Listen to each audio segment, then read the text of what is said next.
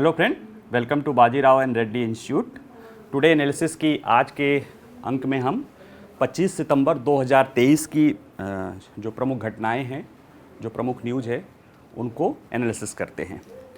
आज के जो न्यूज़ पे देखते हैं तो जो एक द हिंदू का मुख्य जो मेन पेज पे जो था, आधार एवं अन्य बायोमेट्रिक तकनीक प्रणाली के नकारात्मक सामाजिक प्रभाव, यानी जो आधार प्रणाली है या जो अन्य बायोमेट्रिक है उसका सामाजिक प्रभाव कैसे नकारात्मक पड़ता है, इसको इसमें डिस्कस किया गया है।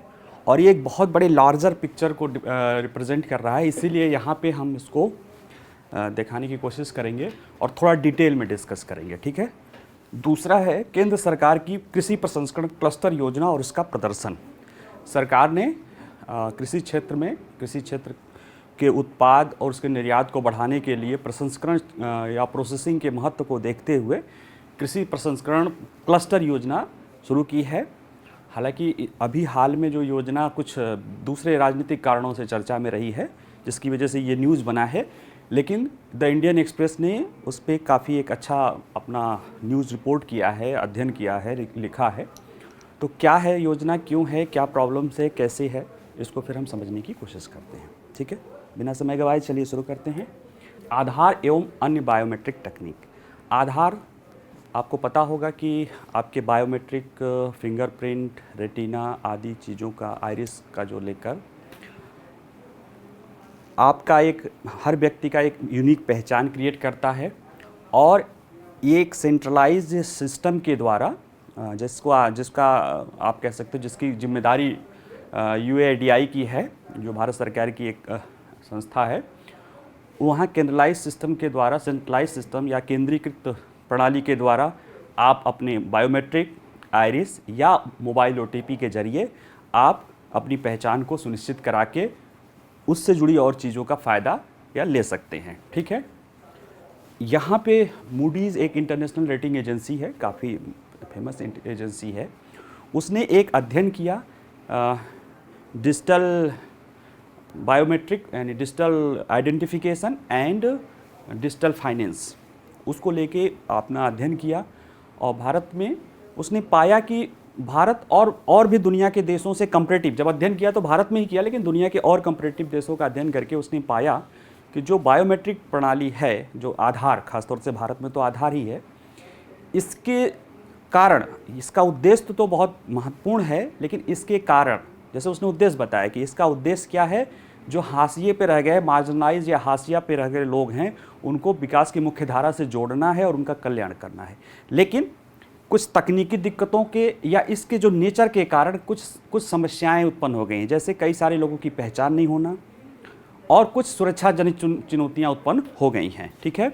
तो वो क्या निष्कर्ष है, मतलब अब अगर हमें समझना हो तो समझना होगा कि चर्चा में क्यों है, आधार को क्यों लाया गया है सरकार के द्वारा, इससे सरकार क्या पाने की उद्देश्य कर रही है, इससे जो क्या सकारात्मक आता है, क्या नकारात्मक आता है, इसको हम जो मूडीज़ के निष्कर्ष पे कि क्या नकारात्मक आता है उसको देखेंगे। सकारात्मक तो हम आप सब जान ही रहे हैं, सरकार ही उसकी योजना लाई है, तो कुछ न कुछ वो पहलू पता ही है, फिर भी उसको चर्चा करेंगे। दूसरा ये है कि मूडीज़ ने इसके विकल्प के रूप में क्या सुझाया है, टेक्नोलॉजी में ही क्या सुझाया है, और अंततः हम इसको समझने की कोशिश करेंगे एक लार्जर पिक्चर में कि जो आप चाहे आधार हो, कहीं ना कहीं अभी आपने देखा होगा G20 के सम्मेलन के समय कि भारत जो है अपना डिजिटल पब्लिक इंफ्रास्ट्रक्चर, ये जिसको बाद उसका सही एक नाम है इंडिया स्टैक, जिसमें पहचान, पेमेंट एंड स्टोरेज या मैनेजमेंट है, डेटा स्टोरेज एंड मैनेजमेंट। तो पहचान उसका पहला चरण है और वो उस पर सब कुछ उसका जो आधारित है, भारत का डिजिटल पब्लिक इंफ्रास्ट्रक्चर का, वो कहीं ना कहीं आधार पे आधारित है, ठीक है। आधार से जो UPI आज दुनिया में बहुत ही कह सकते हैं कि पेमेंट सिस्टम का बहुत बड़ा एक वो है, उसका भी आधार कहीं ना कहीं क्या है, वो जो है उसका भी आधार ही है ना, उसका बेस आधार है, ठीक है। आधार चूँकि नाम ऐसा है इसलिए उसका नाम ही रखा गया है आधार, कि वो कई सारी सोशल चीज़ों के सोशल सिक्योरिटीज़ या सोशल प्रोग्राम्स प्रोवाइड करने के लिए लोगों को वो बनाया गया है, ठीक है। लेकिन कुछ कमियां हैं। अब इसको जब वो लाया तो गया है, लेकिन हमने अब एक तस्वीर भी देखी होगी बहुत पहले कि एक बहुत बुजुर्ग महिला जो है उड़ीसा में थी, जो कि टूटी कुर्सी लेके 5 किलोमीटर की यात्रा की, क्योंकि उनका बायोमेट्रिक आइडेंटिफिकेशन काम नहीं करने के कारण जो सरकार की एक अन्य सोशल सिक्योरिटी स्कीम है वृद्धावस्था पेंशन योजना, वो उनको कई 4 महीने से नहीं मिल रहा था। ठीक है, तो अब इसको डिटेल में समझने की और इसके लार्जर पिक्चर को समझने की कोशिश करते हैं, और जैसे जैसे आगे हमारा स्लाइड बढ़ता जाएगा वैसे वैसे इसकी गहराई को समझेंगे। इसको थोड़ा डिटेल में समझिएगा, क्यों? क्योंकि ये ऐसा न्यूज़ है जिसको लेके आप कह सकते हैं कि आप एज ए प्रशासक आपको डे बाय डे इसी का काम करना है, लेकिन अगर पूरी तरह से इसी पर फोकस्ड हो जाएंगे तो कहीं ना कहीं समस्या आती है, और उस समस्या आएगी, ये मान के चलिएगा कि ये प्रौद्योगिकी है तो उससे कुछ न कुछ ऐसी चीज़ें आएंगी जिनको किसके आधार पे, मानवीय आधार पे, मूल्यों के आधार पे समझना पड़ेगा। ठीक है, चलिए देखते हैं चर्चा में क्यों है।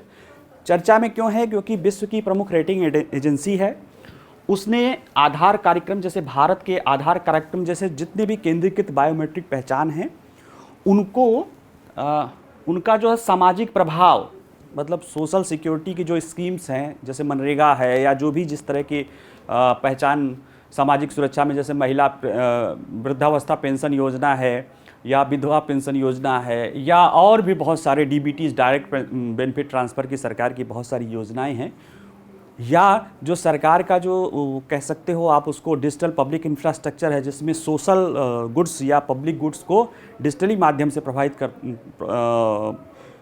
पहुंचाने का कार्य आधार के जरिए होता है। लेकिन चूँकि आधार या इस तरह की जो बायोमेट्रिक पहचान प्रणाली है इसकी कुछ कमियां हैं, जिसके कारण इसमें सुरक्षा, सामाजिक सुरक्षा यानी जिनके लिए योजना चली है उसमें से कई लोग इससे बाहर हो जाते हैं। सुरक्षा और गोपनीयता की जुड़ी समस्या है, और कुछ कारणों में इसका राजनीतिक प्रयोग भी किया जा सकता है। ये सारी बातें मूडीज़ ने अपने अध्ययन में पाई। उसने 13 सितंबर को एक जो है आर्टिकल लिखा, 23 सितंबर को एक आर्टिकल लिखा, विकेंद्रीकृत वित्त और डिजिटल संपत्ति। इसमें कहा कि अद्वितीय आईडी प्रणालियां, यूनिक आइडेंटिफिकेशन सिस्टम, परिणाम स्वरूप अक्सर सेवा अस्वीकरण होता है और आर्द्र परिस्थितियों में बायोमेट्रिक प्रौद्योगिकियों का उपयोग अविश्वसनीय हो जाता है। जैसे उसने कहा कि जो यूनिक आइडेंटिफिकेशन है, जैसे भारत का आधार, जब आर्द्र परिस्थितियां हो यानी बारिश या मौसम या इस तरह की जो मौसम है उसमें इनकी पहचान सुनिश्चित होना मुश्किल हो जाता है, क्योंकि नमी आदि के कारण बायोमेट्रिक सही ढंग से काम नहीं कर पाता है, और इसके कारण ही कई सारे लोग जो है सोशल बेनिफिट का लाभ नहीं ले पाते हैं। और सोशल जो बेनिफिट योजनाएं चलाई जाती हैं वो किसके लिए चलाई जाती है? वो खास तौर से उनके लिए चलाई जाती हैं जो समाज के हाशिए पे हैं, और जो समाज का हाशिए पे है, कई ऐसी योजनाएं हैं कि आप सोचिए कि अभी मैं पिक्चर दिखाई देता हूं उसकी गंभीरता को समझने के लिए। अब देखिए ये महिला है, कितनी मजबूरी में होगी कि ये 70 साल की महिला और टूटी एक कुर्सी लेके ये 5 किलोमीटर तक यात्रा करती है, क्योंकि जो इसका आधार के जरिए पेमेंट होता था उसके आसपास, जिसके जरिए वो अपना पेंशन ले पाती थी, जो समाज सरकार की योजना है वृद्धावस्था पेंशन योजना, वो कई महीनों से नहीं आ पा रहा था, जिसके कारण इसको 5 किलोमीटर दूर पैदल इस टूटी कुर्सी के सहारे जाना पड़ा। और इस तस्वीर का इतना व्यापक प्रभाव पड़ा कि हमारी जो वित्त मंत्री हैं उन्होंने बैंकिंग सिस्टम को डांट लगाई कि जब आपके पास ऐसा विकल्प है, इस तरह की चीज़ें होती हैं, तो फिर आप उसका विकल्प क्यों नहीं, जैसे जो बुजुर्ग हैं जिनका आइडेंटिफिकेशन नहीं हो पा रहा, उनके पास आइरिस आइडेंटिफिकेशन है, वो भी नहीं हो पाता तो मोबाइल है, नहीं होता है तो बैंक की जिम्मेदारी है कि वो जाएं अपने सर्विस प्रोवाइडर को उनके घर पे और भी चीज़ें लेके उनको दें। तो कहीं ना कहीं ये एक बड़ी चीज़ें जो है बता रहा है। ठीक है, तो ये इस तरह की समस्याओं की बात कर रहा है। इसी तरह की और भी, जैसे अभी विपक्ष ने आरोप लगाया है कि जो सरकार की आधार है, जो सरकार है वो आधार को लोगों को सामाजिक सेवा देने के विपन के रूप में प्रयोग कर रही है, जबकि जो विपक्षी है इसी ने आधार को लाया था। ठीक है, लेकिन उनका आरोप है कि हमने लाया था लोगों को इनेबल करने के लिए, लोग उसका लाभ ले सके, लेकिन जो सरकार है वो इसको वेपनाइज कर रही है कि लोगों को सोशल सिक्योरिटी से दूर रखा जा सके। ठीक है, अब ये तो विपक्ष की आलोचना हुई, लेकिन इसमें कई और भी रिपोर्ट आई, जैसे अभी मूडी का रिपोर्ट है कि कहीं ना कहीं जब हम आइडेंटिफिकेशन टेक्नोलॉजी पे बहुत ज़्यादा निर्भर हैं या उस तरह की जो चीज़ें हैं उनकी कुछ कमियों की वजह से बहुत सारे सामाजिक लोग बहिष्कृत हो जाते हैं। इसमें आप इसको ऐसे सोचिए कि ये एक तरह से इंफॉर्मेशन जो ई गवर्नेंस है या एम गवर्नेंस है उससे जुड़ा पहलू है कि टेक्नोलॉजी आधारित या जो भी कह सकते हैं उसके आधारित आप सर्विस दे रहे हैं, तो उससे ये होता है कि वो जिनको पहुंचना चाहिए उनको तो ये सही लोगों की पहचान करके पहुंचाना है। लेकिन कई बार क्या होता है कि मशीन है उसमें वैल्यूज नहीं है, वो यस करेगी या नो, वो 0 और 1 पे चल रही है ना, वो 0 या हाँ या ना पे जो प्रोसेसिंग होती है कंप्यूटर की, ये भी तो एक तरह से कंप्यूटर पे ही निर्भर है। वो पूरी प्रोसेसिंग किस पे होती है, हाँ या ना। मनुष्य थोड़ी ना है कि ग्रे एरिया भी ले लेगा, अरे यार चलो कोई दिक्कत है तो चलो इसका हम वो अंगूठा ले लेते हैं या कुछ और पहचान करके इसको दे सकते हैं। मशीन है तो वो मशीन की तरह काम करेगी। इसलिए ई गवर्नेंस की ही ये जो समस्या है, मैं इसलिए इसको यहाँ डिस्कस कर रहा हूँ कि ये पूरी ई गवर्नेंस से जुड़ी चीज़ें हैं। लेकिन हमें समझना पड़ेगा कि इस तरह की या तो ई गवर्नेंस या इस तरह की आइडेंटिफिकेशन प्रणालियों को क्यों लाया गया और इनका क्या उपयोग है। जैसे मूडी खुद कहता है कि ये लाया क्यों गया है, क्योंकि जो समाज में बहिष्कृत लोग हैं उन्हें मुख्य धारा में लाया जा सके। ठीक है, तो यह है कि आधार या अद्वितीय आईडी प्रणालियों का उपयोग क्यों किया जाता है। उसके लिए तो नहीं किया जाता जो बुजुर्ग महिला जा रही है या जो बहुत सारे लोग इससे पीछे छूट जाते हैं। वो तो एक इसका प्रौद्योगिकी का एक कह सकते हो कि वो एक कहते हैं कि जो कमियां जुड़ी होती हैं हर प्रौद्योगिकी के साथ, चुनौतियां जुड़ी होती हैं, वो बताता है। ठीक है, इसको लाया क्यों गया, इसको समझिए कि इसको लाने के पीछे वजह है ताकि सही जो जैसे आप इसको एक फेमस पर्सनल एक फेमस कोट है हमारे पूर्व प्रधानमंत्री का कि केंद्र सरकार से जब कोई पैसा जाता था 100 पैसा, तो वो 15 पैसे या 20 पैसे जो भी आप एग्जैक्ट मान लीजिए जो उनका वर्ड रहा हो, वो यानी वो बताते थे कि काफ़ी बड़ी मात्रा वो गायब हो जाता था लोगों तक पहुंचने के लिए। पैसा सरकार के द्वारा किसके लिए जाता था, आम लोगों के भलाई के लिए। ये लोक कल्याणकारी राज्य की हमारी मजबूरी है, मजबूरी नहीं हमारा दायित्व है, सरकार का दायित्व है और लोगों का अधिकार है कि वो सभी लोगों को सभी का कल्याण, सबका साथ और सबका विकास जो योजना है, यानी सब जो वेलफेयर स्टेट होता है, सबका कल्याण सभी क्षेत्रों में कल्याण करना होता है। कोई क्षेत्र अछूता न रहे देश का, कोना कोना हर व्यक्ति चाहे कितने नीचे पर। गांधी जी का जंतर, गांधी जी का जंतर क्या था, जो समाज के सबसे कमजोर पड़ा है उसका भला कर पा रहा है कि नहीं। ठीक है, तो कहीं ना कहीं वो 15% ही जा रहा था, या कह सकते हो कि 15% ही सही लोगों के पास पहुंच रहा था। बाकी क्या हो रहा था, बाकी बिचौलियों के जो और करप्शन का भेंट चढ़ जा रहा था। तो 85% का हक मारा जा रहा था। 85% लोगों के पास योजनाएं नहीं पहुंच रही थी, या पहुंच रही थी तो बहुत ही कम पहुंच रही थी। उसके लिए बहुत सारे प्रयास किए गए, उसके लिए आधार को एक महत्वपूर्ण माना गया। और जब ये लाया गया उसके कुछ ही समय बाद नई सरकार आई तो उसने आधार को एक बेस बना के जैम ट्रिनिटी लाया, जनधन आधार मोबाइल। वर्तमान सरकार कहती है कि हमारी जैम ट्रिनिटी या DBT direct benefit transfer, jam माने जनधन आधार मोबाइल, जैम, हमने भ्रष्टाचार को जाम कहते हैं ना, जाम चक्का जाम, जैम कर दिया। और उसके जरिए प्रत्यक्ष लाभ प्रणाली के जरिए हम 1 रुपया चलता है तो सीधे 100 रुपया जाता है। इसमें कोई शक नहीं है, क्योंकि अब खाते में जा रहा है, वो जा रहा है। लेकिन प्रौद्योगिकी की समस्या है, क्योंकि आप आइडेंटिफिकेशन या इसके और अच्छे देख लो तो जो आपका पब्लिक इंफ्रास्ट्रक्चर है, जिसपे आज दुनिया, भारत जो है, जैसे चीन जो है वो कह सकते हो कि पब्लिक इंफ्रास्ट्रक्चर, रोड, हाईवे, इसके लिए जाना जा रहा है। तो भारत कहीं ना कहीं अपने डिजिटल पब्लिक इंफ्रास्ट्रक्चर के लिए जाना जा रहा है, अपने आधार के लिए, अपने यूपीआई के लिए, अपने कोविन ऐप के लिए, अपने डिजी लॉकर के लिए, है ना। ये सारी चीज़ें यानी जो कह सकते हो कोरोना काल में इस योजना ने आधार, मतलब जो भी डिजिटल पब्लिक इंफ्रास्ट्रक्चर है जिसका आधार सबसे प्रमुख अंग है, उसके बगैर आप पहचान ही नहीं कर पाओगे तो पैसा कैसे दोगे। आधार नहीं रहता तो यूपीआई काम कैसे करेगा। आधार जैसी कोई व्यवस्था होनी चाहिए, तभी वो पहचान मोबाइल से, यानी कुल मिला के पहचान सुनिश्चित करने के लिए और पहचान सुनिश्चित होगा तो बाकी इलेक्ट्रॉनिक फंड ट्रांसफर और इस तरह के जरिए सारी चीज़ें कर सकते हैं। इसलिए लाया गया। इस योजना में कोई समस्या नहीं, लाने का उद्देश्य सही था। समस्या ये है कि जो टेक्नोलॉजी होती है ना, उसके साथ जुड़ी कुछ कमियां जरूर होती हैं, ठीक है। उसको दूर करने के लिए मानवीय प्रयास और प्रौद्योगिकी आधारित प्रयास ही जरूरी होता है। जैसे कि आधार में ही कई सारी चीज़ें हैं कि अगर बायोमेट्रिक्स ना हो तो आइरिस लो, लेकिन अब यह है कि बायोमेट्रिक, आइरिस और उस तरह की चीज़ों के लिए काफ़ी वो लगता है, इंफ्रास्ट्रक्चर आता है, यानी हर कोई हर जगह नहीं उपलब्ध रहता है वो सारी चीज़ें। आधार के लिए तो छोटा सा आता है, हर कोई मोबाइल में लगा के अपना काम कर लेता है, लेकिन आइरिस आदि को उसको भी बहुत महंगा नहीं आता है, लेकिन हर जगह जहाँ पे वो योजना हो रही है उस तरह से चीज़ें लागू नहीं है, ठीक है। ये उसकी समस्या है, और ये उसकी नहीं, संपूर्ण ई गवर्नेंस की समस्या है। जैसे आप इथिक्स पढ़ते हो, आप सुशासन में ई गवर्नेंस पढ़ते हो, तो उसकी एक कमी है, लेकिन हमें उससे भाग नहीं जाना है। क्यों? क्योंकि आप सोचो कि 85% लोगों को सही चीज़ें जा रही है, कितना अगर चीज़ें उतना बचा तो और ज़्यादा लोगों को दिया जा रहा होगा, ठीक है।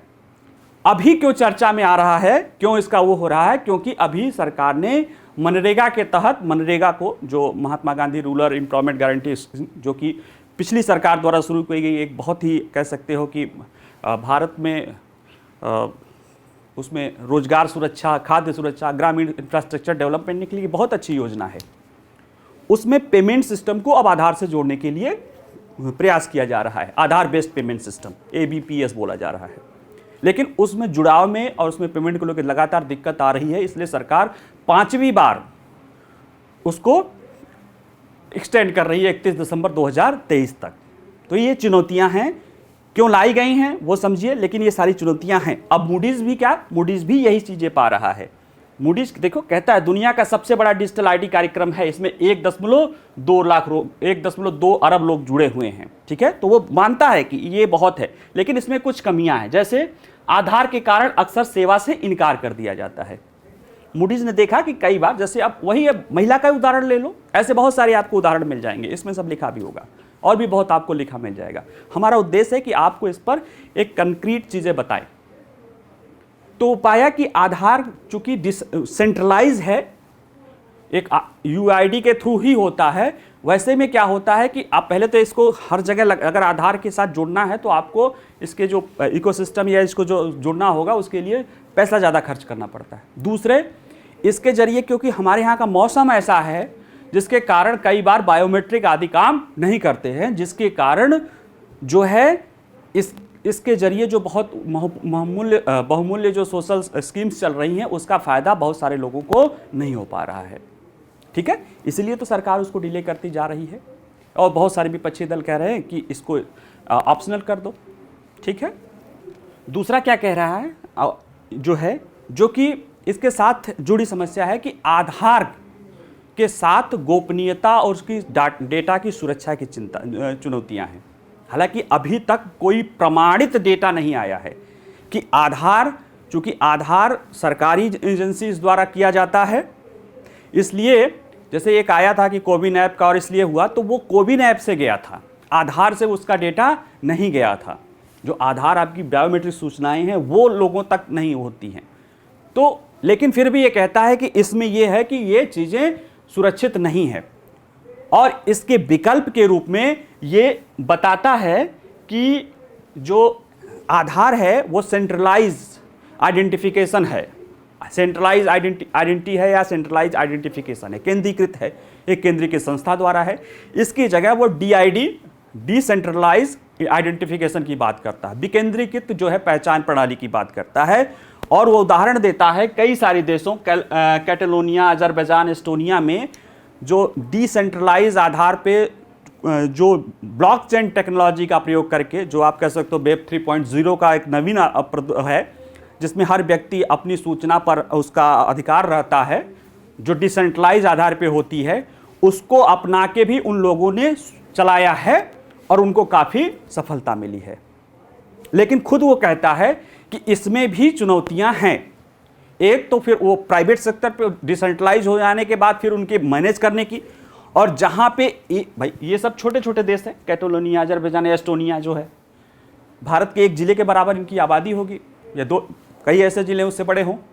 ऐसे में इतनी बड़े स्तर पे चलाना कहाँ तक होगा, अब ये है। लेकिन ये कह रहा है कि एक डिसेंट्रलाइज के आधार पे भी विकल्प अपनाया जा सकता है। उसके हम कह रहे हैं कि उसके साथ ही अपना सकते हैं जो बहुत बड़ी योजनाएं हैं, ठीक है, या कुछ और विकल्प तलाशना होगा, ठीक है। और क्या कह रहा है, जो अंतिम ये कह रहा है कि नकारात्मक सामाजिक प्रभाव तो इन योजनाओं, इन जो भी बायोमेट्रिक आइडेंटिफिकेशन सिस्टम है, चाहे सेंट्रलाइज, आधार जैसी सेंट्रलाइज हो, चाहे वहाँ जो अभी बता रहा है कि डिसेंट्रलाइज DID बोला जाता है, डिसेंट्रलाइज आइडेंटिफिकेशन, उन सब से जुड़ी हुई होगी सामाजिक समस्याएं। या मतलब जो एक तो उसको कई बार होता है कि पहचान नहीं मिलने से वो प्रभाव चला ही जाता है। दूसरा क्या है कि इससे पहचान सुनिश्चित, जैसे आप जालोगे तो लोगों की पहचान या उसके जो लाभार्थी हैं उनके पहचान होने के कारण इस डेटा का राजनीतिक रूप से भी इस्तेमाल किया जा सकता है, ऐसा आरोप लगाया जाता है, ऐसा मूडीज का भी मानना है, ठीक है। तो हमारा क्या सोच होना चाहिए? हमारा सोच ये होना चाहिए कि ये बेहतर है, क्योंकि इसके परिणाम बेहतर है। अभी भी आप UPI के थ्रू, सरकार ने बहुत सारे मतलब जो किया है, DBT के तहत बहुत सारे लोगों को अनबैंक, जो हमारा डिजिटल पब्लिक इंफ्रास्ट्रक्चर है, जो हमारा पेमेंट सिस्टम है, वो उन क्षेत्रों में भी काम कर रहा है जहां कभी ब्रिक एंड वो वाला बैंक जिसको बोलते हैं, ब्रिक एंड मोटर बैंक, यानी जो आप जिस बैंक शाखा जिसको देखते हैं, जो घरों वाले बैंक वाले शाखा, वो नहीं पहुंच पाए हैं। और वहां तक हमने UPI के थ्रू, UPI पेमेंट या इस तरह के डिजिटल पेमेंट सिस्टम के तहत या डिजिटल पब्लिक इंफ्रास्ट्रक्चर के तहत हमने पहुंचाया। जब दुनिया बंद था लॉकडाउन में, तब भी लोगों को पेमेंट पहुंच जाता था। तो कहीं ना कहीं इसकी अच्छाइयाँ हैं, हाँ, जो कुछ कमियां हैं उन पे हमें ध्यान देने की ज़रूरत है। इसलिए हमें राजनीति के जो कह रहे हैं उनका काम है, और वो सही भी है, उसी से तो सुधार होने की प्रक्रिया शुरू होती है। अगर वो फोटो पत्रकार ने नहीं वो किया होता तो वित्त मंत्री कैसे कहती बैंकों से? ऑलरेडी प्रावधान था तभी तो कहीं, और फिर बैंक मैनेजर जाके कर। लेकिन हम बड़े कस्टमरों के लिए तो बैंक ये सुविधा देते रहे हैं कि हम आपके घर पे आके जा कर सकते हैं, लेकिन उनको लगता है यार सरकारी योजना, ये कहीं ना हमारी जो हमारी मानसिकता है, ये कहीं हमारी इथिक्स, इम्पैथी हमारी जो है, तो एक तो योजनाएं, दूसरे जो लागू करने वाले तंत्र हैं, क्योंकि ऑलरेडी कुछ ना कुछ विकल्प रहता है।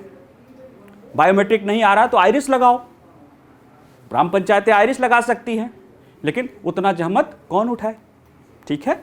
चलिए अगला देखते हैं, केंद्र सरकार की कृषि प्रसंस्करण क्लस्टर योजना और इसका प्रदर्शन। देखिए, भारत सरकार जो कृषि क्षेत्र है उसको लेके अभी नहीं, बहुत पहले से बहुत गंभीर रही है। पहले खाद्य सुरक्षा को लेके कृषि क्षेत्र को बढ़ाना चाहता था, बाद में कृषि के साथ साथ किसानों के भी कल्याण, यानी किसान, जब केवल कृषि नहीं, किसानों को का भी उन्नति हो, है ना।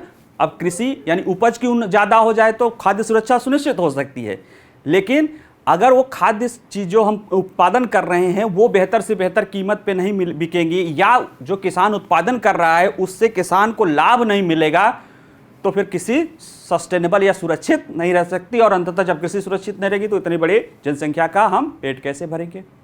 एक पहला कारण खाद्य सुरक्षा को लेकर। दूसरा, इतनी बहुत बड़ी जनसंख्या, भले उसका GDP में परसेंट 15 से 16% के आसपास हो एग्रीकल्चर एंड एलाइड एक्टिविटीज़ की, लेकिन अभी भी करीब 50 से 55% रोजगार के लिए लोग कृषि से जुड़े हुए हैं, और उसमें भी बहुत बड़ी जनसंख्या ऐसी है जो बहुत कम आय वाली है। भारत में कृषि का जोत भी बहुत कम है। इन सारी चीज़ों को ध्यान में रखते हुए, और आपके UPSC के सिलेबस में जो आपका इकोनॉमिक्स का टॉपिक्स है, इंडियन इकोनॉमी में, उसमें कृषि कह सकते हैं 10 में से 4 है, उसमें भी कृषि खाद्य प्रसंस्करण बहुत इंपॉर्टेंट टॉपिक है, ठीक है।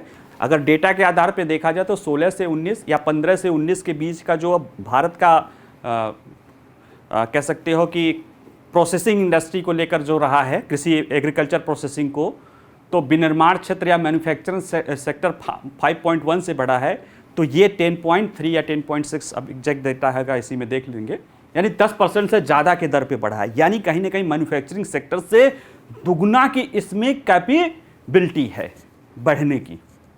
लेकिन उसी डेटा के दौरान जो KPMG ने देखा, आंकड़े रिसर्च किया इसको एग्रीकल्चर प्रोसेसिंग को लेके कि 16 से 19 के दौरान भारत में जो हमारा जो टोटल खाद्य निर्यात करते हैं उसमें प्रोसेसिंग का जो खाद्य है उसमें 32 से 33% है, जबकि चीन, ब्राज़ील और अन्य देशों का 50, 60, 70% है। यानी अभी बहुत संभावना है। और खाद्य प्रोसेसिंग क्या है, ज़रा थोड़ा समझने की कोशिश हो। जैसे किसान है वो गेहूँ उत्पादन करता है, आटा नहीं करे, रोटी नहीं उत्पादन करता है, वो गेहूँ उत्पादन करता है, इसलिए उसको सबसे कम दाम मिलता है। उसके बाद आता है आटा बनाने वाला मिल वाला, वो थोड़ा सा प्रोसेसिंग कर देता है, उसका दाम बढ़ जाता है। फिर आता है ब्रेड बनाने वाला, वो थोड़ा और प्रोसेसिंग कर देता है, उसका दाम बढ़ जाता है। ठीक है। और ऊपर से आप कह सकते हो कि जो पिज्ज़ा बनाने वाला, चलो वहाँ तक नहीं जाते हैं, लेकिन तब तो दाम बहुत ही बढ़ जाता है। तो समझ रहे हैं ना कि आटे से ब्रेड तक की जर्नी में सबसे महंगा क्या बिकता है? ब्रेड। सबसे सस्ता क्या बिकता है? आटा। अरे गेहूँ, और गेहूँ ही ना रहे तो किसान क्या बनाता है? गेहूँ। अगर किसान जो है कम से कम गेहूँ के साथ साथ अगर वो उसको लाभ जो है वहाँ ब्रेड बनाने तक की प्रक्रिया से मिल जाए, बात समझ रहे हैं? हम ये नहीं, सरकार ये नहीं चाहती कि किसान ब्रेड भी बनाने, अगर बना ले तो बड़ी अच्छी बात है, लेकिन ब्रेड बनाने की प्रक्रिया तक से अगर किसान को लाभ मिल जाए, यानी उसके गेहूं की कीमत ज़्यादा से ज़्यादा मिलने लगे, तो किसान का भला हो सकता है। और जो आगे कृषि निर्यात होना है, जो कृषि का निर्यात जो हमारा बल है, उसमें जो पैक्ड और प्रोसेस्ड फूड है उनका महत्व बहुत ज़्यादा है। इस सब चीज़ को ध्यान में रख के सरकार जो है एग्रीकल्चर जो है, पहले फूड मेगा पार्क बनाई थी, फिर एग्रीकल्चर क्लस्टर योजना बनाई थी, एग्रीकल्चर प्रोसेसिंग क्लस्टर, कृषि प्रसंस्करण क्लस्टर एक क्षेत्र का होता है, किसी एक विशेष क्षेत्र को मिला के। ठीक है। तो उसमें बनाई ताकि भारत में कृषि प्रसंस्करण या खाद्य प्रसंस्करण को बढ़ाया जा सके और जो अपने देश में ही किसानों को लाभ दिया जा सके और निर्यात आदि में भी हम वृद्धि कर सकें या निर्यात आदि के मूल्य को बढ़ा सकें। आप गेहूं निर्यात करिए, आटा निर्यात करिए, ब्रेड निर्यात करिए, तो निश्चित रूप से जो जितना प्रोसेस आप निर्यात करेंगे, दलिया निर्यात करिए, है ना, उतना ज़्यादा आपको दाम मिलेगा। ठीक है। तो सरकार की ये योजना है प्रोसेसिंग के लिए। कई सारी चीज़ बिना प्रोसेसिंग के हो ही नहीं पाती। जैसे जो हरी ताज़ी सब्जियां हैं या फल हैं, बहुत लंबा समय तक उनका टिकाऊ नहीं हो सकता, लेकिन प्रोसेस करके उनको बहुत लंबे समय तक प्रोसेसिंग करके उनके जो प्रोडक्ट्स हैं उनको हम लंबे समय तक रख सकें और इंटरनेशनल मार्केट में उनको आसानी से हम बेच के लाभ कमा सकते हैं। ठीक है। इस सारी योजनाओं के लिए लाया गया था।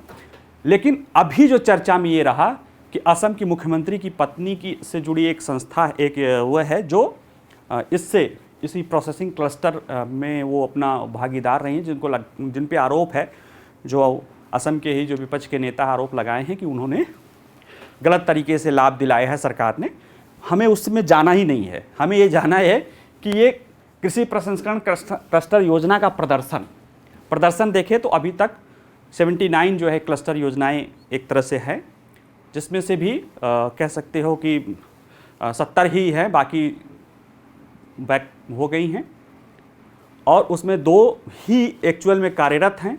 17 योजनाएं बन गई, मतलब वो तैयार हैं, उनका जो इंफ्रास्ट्रक्चर है वो तैयार है, लेकिन कुछ चीज़ें हैं जो उसमें, एक छोटी सी चीज़ है, अभी पढ़ेंगे तो समझ जाएंगे, जैसे कि उसमें 5 इकाइयाँ कम से कम 25 करोड़ की क्षमता वाली होनी चाहिए। वैसा न होने के कारण अभी कार्यरत नहीं, बाकी इंफ्रास्ट्रक्चर तैयार हो जाए, बाकी जो शेष है उनमें अभी वो ऑनगोइंग चल रहा है। तो कहीं ना कहीं योजना में देरी हो रही है, जबकि इस योजना को था कि 2 साल क्लस्टर लागू होने के 2 साल के अंदर बन जाना चाहिए। पहाड़ी क्षेत्रों के लिए 2.5 साल था, 6 महीने का विस्तार था, लेकिन उसमें कुछ कम था। हालांकि महामारी के लिए इसमें योजना थी, इसमें व्यवस्था की रही थी कि अगर महामारी या इस तरह की समस्या आ जाए तो इससे कैसे इसको करना है। ठीक है। तो चलिए आगे देखते हैं क्या मामला है। जो कह सकते हो आपका असम वाला मामला, हमें उसमें जाना नहीं है, उसको देखना है कि इसके तहत जो स्वीकृत है, चर्चा क्यों में रहा है इसको तो है, लेकिन जो इसके लिए स्वीकृत है प्रसंस्करण, जो इंडियन एक्सप्रेस है, जब उसको चर्चित हो गया तो उसने अध्ययन किया तो देखा हमारा प्रतिष्ठित अखबार है इंडियन एक्सप्रेस। कृषि प्रसंस्करण क्लस्टर योजना के तहत स्वीकृत 70 परियोजनाओं में से केवल 2 को ही पूरी है और चालू है। ठीक है, तो कहीं ना कहीं ये कमियों को बता रहा है। ठीक है, तो आगे देखते हैं कि कृषि प्रसंस्करण क्लस्टर योजना का प्रदर्शन देखते हैं। 2 ही चालू है। कुल 17 एपीसी परियोजनाओं को मुख्य प्रसंस्करण और बुनियादी ढांचे का निर्माण पूरा हो गया है, लेकिन क्लस्टर कम से कम 5 खाद्य प्रसंस्करण इकाइयों के संचालन की आवश्यकता को पूरा नहीं कर रहा है। ये सब कुछ फैक्चुअल चीज़ें हैं। हम इसमें देखते हैं जो मेन है एपीसी योजना है, वो पहले एक योजना थी मेगा फूड पार्क, उसी का जो है उसको संशोधित करके लाई गई है। ठीक है, परियोजना में देरी होने के कारण क्या है?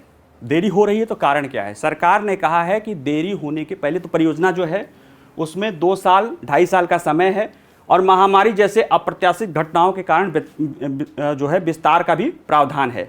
देरी क्यों हो रही है? क्योंकि इसके लिए जो है जैसे जो कृषि एग्रीकल्चर सेक्टर में जाना चाहिए तो भूमि का बदलाव होता है, वो रेवेन्यू डिपार्टमेंट का काम होता है। उसमें भूमि के जो उपयोग के बदलाव में दिक्कत आ रही है, उसको सही से नहीं हो पा रहा है। प्रदूषण नियंत्रण बोर्ड की मंजूरी चाहिए, ऋण देने वाले बैंक या वित्तीय संस्थाओं द्वारा साझी ऋण की मंजूरी में, और कोविड से संबंधित ये 3-4 चीज़ें हैं जिसके कारण समय लग रहा है इन प्रक्रियाओं में होने में, जिसमें कोविड का सबसे महत्वपूर्ण भूमिका होती है, जो कई सारी इसमें लेयर पे चलता है। ठीक है, कृषि प्रसंस्करण क्लस्टर योजना क्या है? ये योजना जो है किसानों और जो बहुत सारे किसान हैं और जो बहुत सारे उद्यमी हैं उनको जोड़ना है, और उन जोड़ने के लिए एक ऐसा बेहतरीन इंफ्रास्ट्रक्चर आधारित क्लस्टर बनाना है जहां जो हमारे लिए कह सकते हो एक निर्यात, जो कृषि निर्यात या कृषि जो खाद्य निर्यातों के प्रसंस्करण के निर्यात के लिए एक कह सकते हो आप उसको हॉट स्पॉट टाइप का बन सके, या एक केंद्र बन सके, हब बन सके, जिससे किसानों का भी फायदा हो, उद्यमियों का भी फायदा हो। इस योजना के लिए जो प्रावधान है उसमें जो ढांचा है उसमें 2 तरह से दिया जाता है। जो इंफ्रास्ट्रक्चर है उसमें सक्षम बुनियादी ढांचा, उसमें सड़क, पानी आपूर्ति, कोर इंफ्रास्ट्रक्चर या जो किससे जुड़ी चीज़ें हैं जैसे वेयर हाउस, कोल्ड स्टोरेज आदि है। साथ ही में इसमें एक है कि क्लस्टर कब चालू माना जाएगा? जब 25 करोड़, न्यूनतम 25 करोड़ की पूंजी वाली 5 इकाइयाँ कम से कम उसमें कार्यरत हों, और जैसे ही ये इसके साथ ये बन जाए तो इसको बनाने के साथ ही साथ इसको भी वहाँ पे स्थापित करना चालू किया जा सकता है। तो जो 17 ऐसे क्लस्टर हैं जिनमें इंफ्रास्ट्रक्चर के ये दोनों चीज़ें तो पूरी हो गई हैं, लेकिन अभी 25 करोड़ वाली 5 इकाइयाँ चालू नहीं है, इसलिए अभी मात्र केवल 2 इकाइयाँ चालू हैं। ठीक है, इसमें सब चीज़ें हैं। इसमें जो ये है कि भारत में खाद्य प्रसंस्करण व्यवस्था से जुड़ी हुई चुनौतियाँ, उसको ध्यान देने की है कि 2015-16-20 के बीच में भारत में खाद्य प्रसंस्करण क्षेत्र में समग्र विनिर्माण क्षेत्र 5.1 के विपरीत 10.3% की वृद्धि की, यानी जो मैन्युफैक्चरिंग सेक्टर है उसका दुगना हमारे जो है ग्रोथ रेट हमारे खाद्य एग्रीकल्चर प्रोसेसिंग इंडस्ट्री में या खाद्य प्रसंस्करण उद्योग में संभावना है। तो कहीं ना कहीं सरकार इस पे बल दे रही। तो क्यों बल रही? क्योंकि ये इसकी संभावना को देखते हुए कि इसमें अपार संभावनाएं हैं। ठीक है, और इससे हमारी बहुत बड़ी आबादी वर्ग का जो है, जैसे अब किसान है वो खेती तो करता ही है, वो साथ ही साथ उस क्लस्टर में अपना सामान भी बेच सकता है और उसमें रोजगार आदि भी प्राप्त कर सकता है। तो कहीं ना कहीं ग्रामीण क्षेत्रों का विकास होलिस्टिक आधार पे होगा। 2021 में जारी खाद्य प्रसंस्करण उद्योग पर KPMG की रिपोर्ट कहता है कि विकसित अर्थव्यवस्थाओं और अन्य ब्रिक्स देशों की तुलना में निर्यात में मूल्य संवर्धित उत्पाद यानी कि भारत की हिस्सेदारी कम है। कैसे कम है? 2016 से 19 तक भारत के कुल खाद्य निर्यात में प्रसंस्कृत खाद्य निर्यात की हिस्सेदारी कोई वृद्धि नहीं हुई और यह 31% ही था। यानी 16 से 19 तक कोई वृद्धि नहीं हुई, 31% था। लेकिन उसी दौरान चीन की हिस्सेदारी 52%, मैक्सिको की 50% और ब्राज़ील की 34% थी। तो कहीं ना कहीं हमें इन क्षेत्रों में ध्यान देने की ज़रूरत है। अवसर बहुत, आप मतलब कह सकते हो कि क्षमता बहुत है, विनिर्माण क्षेत्र से दुगनी देखी गई है और अभी और भी संभावनाएं हैं, और हम अपनी बहुत बड़ी कृषि आबादी को इसमें जोड़ सकते हैं। जो स्ट्रक्चरल चुनौतियां हमारे अर्थव्यवस्था से जुड़ी है उसका मुकाबला कर सकते हैं, लेकिन अभी भी बहुत कुछ करना बाकी है। ठीक है, सरकार कह रही है कि अगर हो सकता है कोरोना के कारण और जारी चुनौतियां हैं तो इनको हम ध्यान में देखकर अगर इसको आगे रखेंगे तो निश्चित रूप से कृषि क्षेत्र के विकास में बहुत महत्वपूर्ण योगदान हो सकता है। चलिए आज इतना ही, नमस्कार।